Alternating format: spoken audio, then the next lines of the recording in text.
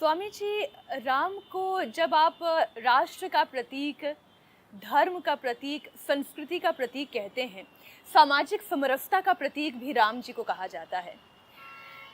क्या कभी ऐसा हुआ कि जो हिंदू धर्म से नहीं है, हमारी संस्कृति यानी हिंदू पद्धति को मानने वाला नहीं है, किसी और धर्म को मानने वाला धर्मावलंबी भी आया चंदा लेकर? आप कभी भी मेरे जन्म ग्राम में आकर के एक बार मेरे गांव के मेरे मुसलमान भाइयों से मिलिए। मेरे गांव के ही मुसलमान भाई, यानी मेरे जन्मस्थान के मुसलमान भाई, जब वास्तव में मेरा उस गांव में जाने का प्रोग्राम था नहीं, कार्यक्रम नहीं था, उधर से मैं कहीं और जाने वाला था, लेकिन गांव के लोगों ने आकर के मुझे रोका, आपको चलना पड़ेगा कहा। उसमें मुसलमान भाई भी थे और उन्होंने मुझे मस्जिद में ले जा करके जय श्री राम के नारे लगाते हुए 51,000 रुपयों की दान राशि अर्पण की। एक उदाहरण देखो, ये मस्जिद में हुआ है और मस्जिद में मेरा सम्मान उन्होंने पहली बार नहीं किया। जब मेरी षष्ठी पूर्ति हुई तब भी किया था, जब मैं संन्यास लिया तब भी किया था, और तीसरी बार यह राम मंदिर का कार्य मैं करने लगा तब किया। एक प्रसंग और बतलाना चाहता हूं। उस समय श्री फडणवीस जी मुख्यमंत्री थे और मुझे बुलाया गया था मुंबई के एक कार्यक्रम में। उसमें महाराष्ट्र के 400 से अधिक केवल मुसलमान भाई बहन इकट्ठे थे और उन्होंने आगे आगे बढ़कर के इतने सुंदर भाषण किए। और उसमें तो एक भाई आगे आकर के मुझे कहता है, महाराज आपका प्लान मुझे दे दो मंदिर का, उसका आधा निर्माण तो मैं ही करवा देता हूं। अब ये तो बात हम किसी की भी स्वीकार नहीं करने वाले थे, लेकिन राम जी के लिए उनकी श्रद्धा थी। लेकिन दिखावटी नहीं, मन से वो लोग चाहते हैं कि वास्तव में ये मंदिर बनना चाहिए। और बाहर जिस प्रकार का प्रचार हम देखते रहे हैं, जैसा रंग इसको दे दिया गया हिंदू मुसलमानों के संघर्ष का, उन लोगों में ये भावना रही जो मैंने देखी कि ये हिंदू मुस्लिम संघर्ष नहीं है, ये राष्ट्र के आक्रांताओं के विरोध में राष्ट्रीय शक्तियों को जगाने का कार्यक्रम है।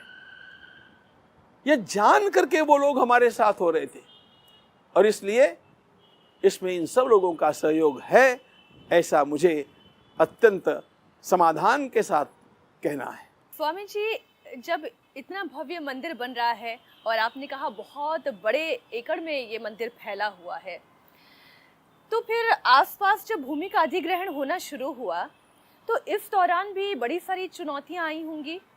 इस न्यास में आते हुए जब प्रथम बैठक हुई, प्रथम बैठक में मेरा स्वयं का यह प्रस्ताव था कि 67 एकड़ की भूमि भगवान श्री राम के मंदिर के लिए मुझे बहुत सीमित लगती है और इसलिए हम लोगों को कम से कम 108 एकड़ भूमि संपादित करनी चाहिए।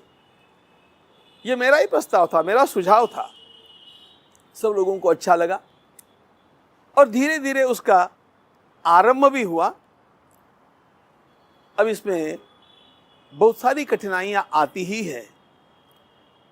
अयोध्या में जाकर के कोई भी छोटी सी भी भूमि लेना चाहेगा, उसको समस्याओं का सामना करना ही पड़ना है।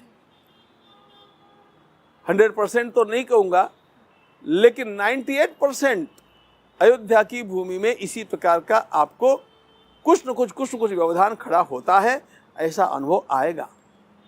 तो हम लोगों को भी हुआ, लेकिन हमारे साथी जो वहाँ के निवासी भी है और मंजे हुए हैं, उन लोगों ने धीरे धीरे इस प्रकार से लोगों को समझाते हुए और भूमि का संपादन का कार्य चालू रखा। अभी तक हम अपने लक्ष्य तक नहीं पहुँचे हैं, लेकिन मेरा विश्वास है कि कुछ दिनों के पश्चात हम लक्ष्य तक पहुँच जाएंगे।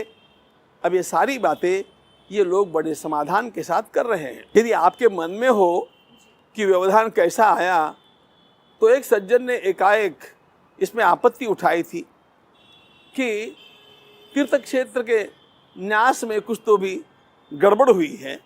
और मैं पूछना चाह रही थी, आप खुद ही ले आए जी। मुझे वो दिन याद है, 13 जनवरी का वो दिन था। टीवी पर आया, किस में आया मुझे पता नहीं, लेकिन टीवी पर आ गया। उसी दिन पुणे का सारा प्रेस मेरे सामने आकर खड़ा हो गया कि आप कोषाध्यक्ष है, ये क्या गड़बड़ चली है, इतनी सी भूमि के लिए इतनी बड़ी राशि दे दी गई। अपने स्वभाव के अनुसार मैंने कहा, देखो मैं पुणे में हूँ, मामला अयोध्या का है, मैं 26 को अयोध्या जाने वाला हूँ। मैं आपको ये गलत है सही है कुछ भी आज कहने वाला नहीं हूँ। मैं अयोध्या से 2 जुलाई को लौटने वाला हूँ। उस दिन आप आ जाइए, आपको जो चाहिए मैं सब कुछ बतला दूंगा। 26 जून को मैं अयोध्या गया। तब तक रोज रोज अखबारों में भी और बहुत लंबी चर्चा चली और कागज दिखा दिखा करके चल रही थी कि ये वो डॉक्यूमेंट्स राम मंदिर में घोटाला हुआ है। हाँ, ऐसा ही था। 26 जनवरी को मैं पहुंचा तो वहां का सारा मीडिया मेरे सामने। अब मुझे अनुमान तो था ही कि ये होना ही है। मैंने उनसे कहा कि मैं अभी आकर के पहुंचा हूं, मैं आपको एक समय दे रहा हूं। 1 जुलाई को सायंकाल 5 बजे आप सब लोग मणिराम छावनी में आ जाइए। आप आइए ऐसा नहीं, आपके जितने भी भाई बंधु है सबको बुलाइए। I will face all and I will clarify everything, I am bound to. लेकिन मैं ये तब करूंगा, आज नहीं। मैं एक एक पन्ना जांचूंगा। और वास्तव में 3-4 दिन लगा करके हमने सारे डॉक्यूमेंट्स की जांच की। मैं अपने साथ अपने चार्टर्ड अकाउंटेंट्स और वकील लेकर के गया था। उन्होंने पूरी जांच की, उसका स्टेटमेंट बनाया और हमने लखनऊ से इस केस को लड़ने वाले हमारे वकील साहब को भी बुला लिया। मेरे स्टेटमेंट को उन्होंने ठीक से जांच लिया। दूसरे दिन मीडिया को मैंने वो स्टेटमेंट बांट दिया। लगभग 40 लोग थे उस समय मेरे सामने, सबको एक एक प्रति दे दी। और मैंने कहा, मैंने एक एक पन्ना, एक एक कागज देखा है और मैं आपको विश्वास के साथ आज कह रहा हूं, जो कुछ हुआ है वह अत्यंत योग्य हुआ है। किसी भी प्रकार का कुछ भी गैर व्यवहार इसमें नहीं हुआ। वो पर्चा संजय सिंह जी को भी पहुंचवाया था आपने, आम आदमी पार्टी के नेता जिन्होंने आरोप लगाया था।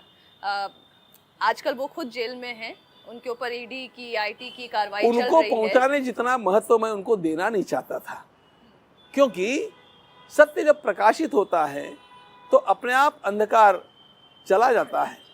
मैंने कहा था कि मैंने सब क्लियर आपको कर दिया है, जो पूछना है पूछ लीजिए। थोड़ा बहुत पूछने जैसा था, पूछने जैसा कुछ था ही नहीं जब मैंने लिख करके ये सब कुछ दे दिया था। फिर मैंने कहा, सुन लीजिए, अब मैं आपको एक चुनौती देता हूं। You can take it as a challenge. हमें आज भी अधिक भूमि की आवश्यकता है। जिस मूल्य में हम लोगों ने, मेरे साथियों ने भूमि को खरीदा है, उस मूल्य में आप में से कोई भी या देश में से कोई भी हमें यदि भूमि दिलाता हो तो 100 एकड़ भूमि की हमें आवश्यकता है। आप आकर के दिलाइए, वी आर रेडी टू पे। उस मूल्य में दिलाइए।